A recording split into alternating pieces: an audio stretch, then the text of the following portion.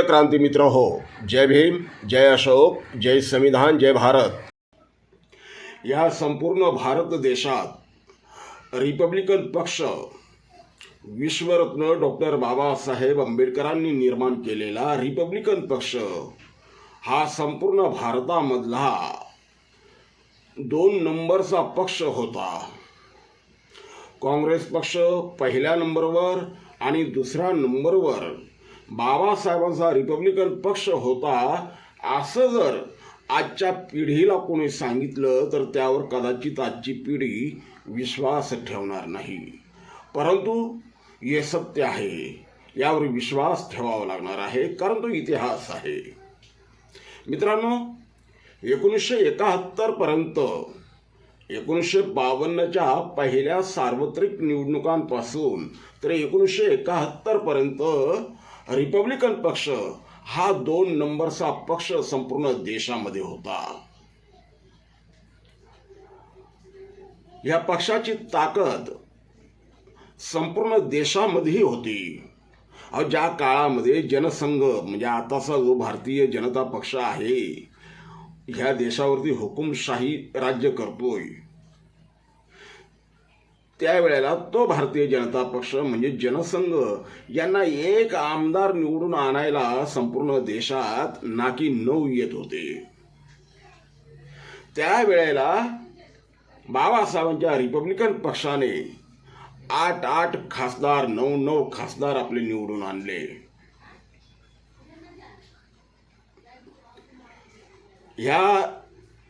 हा रिपब्लिकन पक्ष फक्त महाराष्ट्रात नव्हे, तुमच्या मद्रास प्रांतापासून त्यावेळेच्या म्हणजे दक्षिण भारत, ईशान्य भारत, उत्तर भारत, जम्मू काश्मीर पर्यंत रिपब्लिकन पक्ष विस्तारलेला होता. उत्तर भारतामध्ये या पक्षाची पाळंमुळं भक्कम रवल्या गेली होती. ज्या उत्तर प्रदेशमधील अलीगड येथे BP मौर्य रिपब्लिकन पक्षाचे खासदार म्हणून निवडून आले. मुरादाबादमधून मुझफ्फर हुसेन निवडून आले. हाथरस, जिथं मनीषा वाल्मिकी हत्याकांड घडलं, संपूर्ण देशभरामध्ये चर्चेत राहिलं, त्या हाथरसमधून ज्योती स्वरूप ह्या रिपब्लिकन पक्षाच्या खासदार बनलेल्या होत्या. अशा ह्या उत्तर भारतामध्ये आज रिपब्लिकन पक्ष नाहीसा झालेला आहे. रिपब्लिकन पक्ष नाहीच त्या ठिकाणी आता. बांधवांनो, 1952 ते 1971 म्हणजे जवळपास 19 वर्ष बाबासाहेबांची या पक्षाची निशाणी हत्ती होती. ही हत्ती निशाणी 1971च्या निवडणुकीनंतर 1971च्या निवडणुकीपर्यंत आपल्याला संपूर्ण देशात शेवटची जी निवडणूक रिपब्लिकन पक्षाची अधिकृत चिन्हावरती लढल्या गेली, हत्ती चिन्हावर, त्यावेळेला 13.5% 12.71% इतकी मतं आपल्या रिपब्लिकन पक्षाला मिळालेली होती. त्यानंतर त्यानंतर जी गटबाजी झाली रिपब्लिकन पक्षाची, त्या गटबाजीमुळे मतांवरती परिणाम झाला आणि आपलं हत्ती हे निशाण गोठवण्यात आलं. निवडणूक आयोगानं हत्ती निशाण गोठवलं. हे हत्ती निशाण पुन्हा आणण्यासाठी हे आपलं स्वाभिमानाचं प्रतीक होतं. आमच्या बाबासाहेबांची ती निशाणी होती. ती पुन्हा जिवंत करण्यासाठी मान्यवर कांशीराम साहेबांनी रक्ताचं पाणी केलं.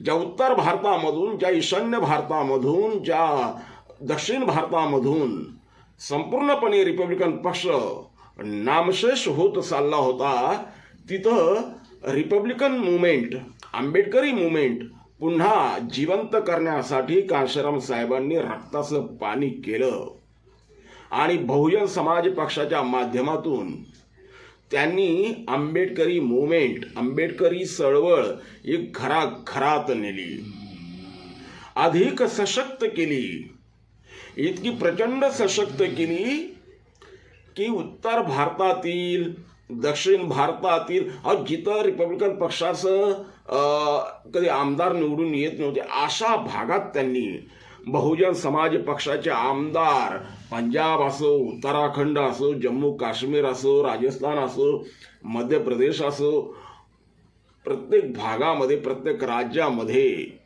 एक दोन अपवाद वगळता त्यांनी आमदार निवडून आणले. बहुतांश राज्यात त्यांनी खासदार निवडून आणले. बहुजन समाज पक्ष त्यांनी इतका बळकट केला, पर्यायानं आंबेडकरी मुवमेंट त्यांनी इतकी प्रचंड बळकट केली की उत्तर प्रदेश सारख्या ब्राह्मणी मनुवाद्यांच्या राज्यात एकदा नव्हे, दोनदा नव्हे, त्यांनी 4-4 वेळा बहन मायावती यांना मुख्यमंत्री करून दाखवलं. एका चर्मकाराच्या लेकीला, दलिताच्या लेकीला, बाबासाहेबांच्या लेकीला, बहन मायावतीला मान्यवर कांशीराम साहेबांनी 4 वेळा मुख्यमंत्री करून दाखवलं. ही ताकद आंबेडकरी मतांची त्यांनी जिवंत केली, हत्ती निशाण मिळवलं.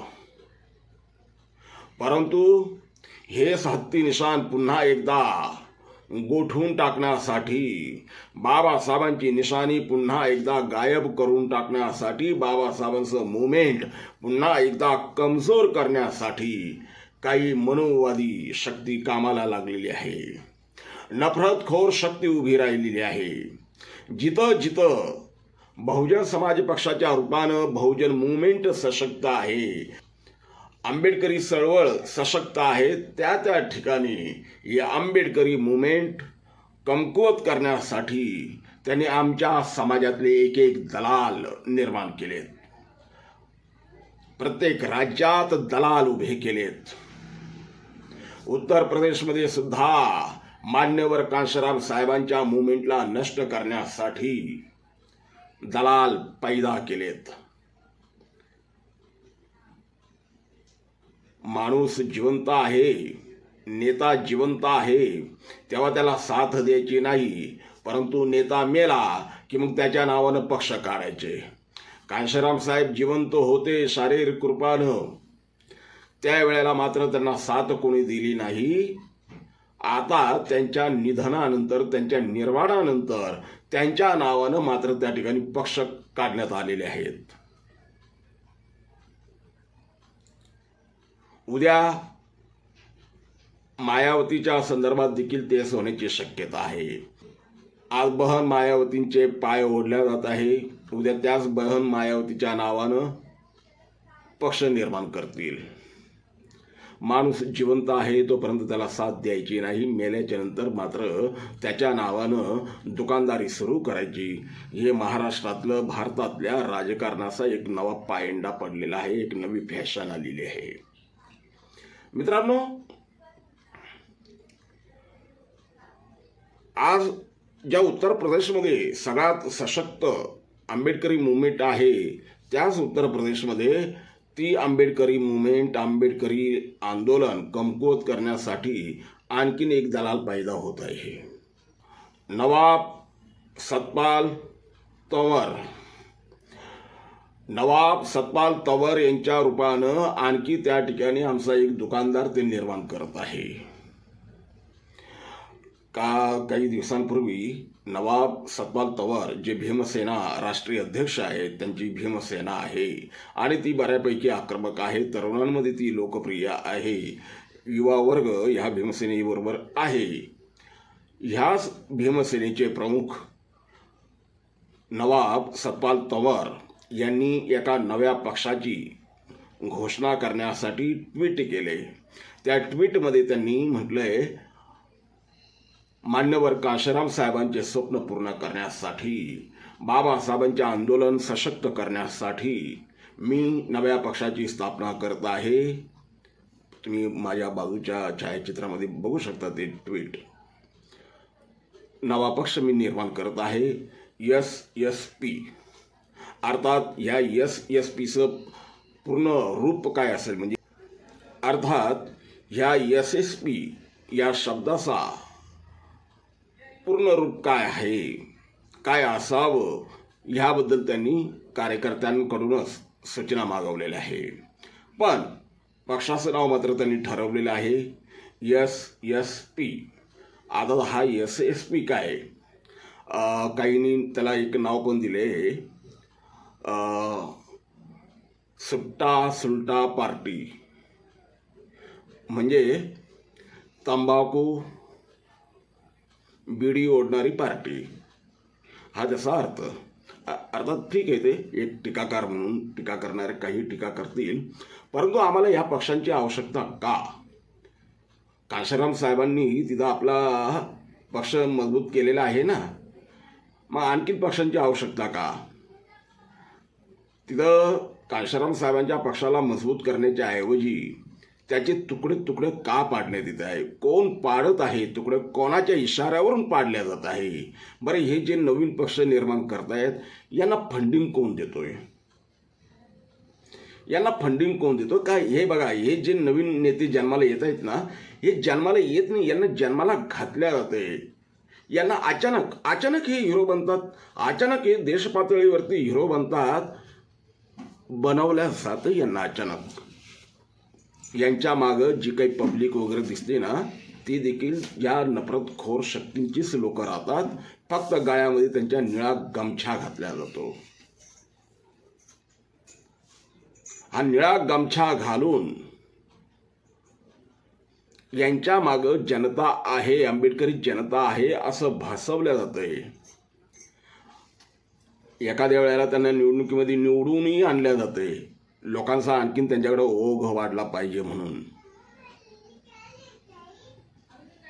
आणि जेणेकरून जो मूळ आंदोलन आहे ते मूळ आंदोलन अधिक कशा पद्धतीनं कमजोर करता येईल ह्याकडे त्यांचं बारकाईने लक्ष राहतंय.